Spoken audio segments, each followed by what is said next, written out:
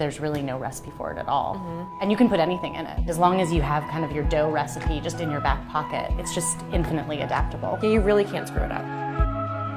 Okay, so I think I'm gonna handle the dough portion of this if you can handle the filling. I can handle the filling. Perfect.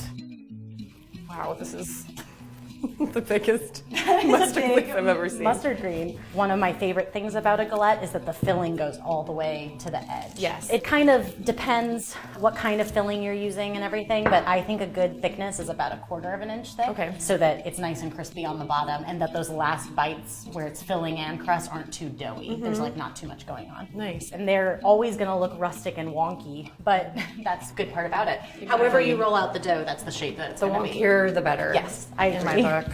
This is Asiago, which I think goes really nicely with greens. Because it's a little bit of a meltier cheese, but it's still kind of hard, I'm gonna put some right on the crust. So Okay. we have like a melty layer in with the filling. When I make sweet galettes, I like to put sugar on the crust and it like caramelizes. And I think we could basically do that same thing, but with cheese. I think I'm gonna get started on the shallots, by the Oh way. yeah, that's good. I mean, garlic or onions, anything to like boost up the flavor in the filling. I'm gonna transfer this, and I already put some cheese on it. You could probably have waited to put the cheese on until it was on the baking sheet. Let's cook this filling so we can make our galette. I'm not great with pastry, so I end up chilling between every step. Yeah, if you're waiting for longer than a few minutes, throw it back in the fridge or throw it in the freezer. As soon as these are soft, basically, I'm gonna It smells so good. throw in as many greens as I can pile.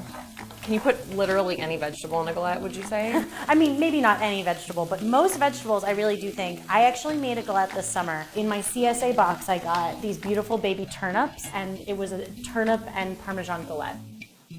You wouldn't want to put hot greens onto all this butter. It would just turn into a melty mess. Basically what I usually do is I put the filling in the middle and then I spread it into kind of an even layer, and wherever it stops, it stops. And that dictates how much, crust you have on the end. I love that.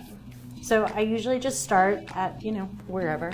I kind of just let the pieces of dough determine where I do the folds. It's not exact. Do you want to egg wash it? Yeah. This is just some whole egg with a little bit of water. Let's Right. bake it. Let's do this. Anytime you're baking with pastry, you want it hot. So we're gonna bake it at 425 the whole time. And it's gonna take, what, like a half hour, 40 minutes, something like that, as soon as it gets really nice and brown? Yeah. Oh, it's golden. It is golden. The cheese. I can hear all that crackly butter work that you've done here. Oh my gosh. And the greens are like all roasted and Crunchy crispy and too. crispy.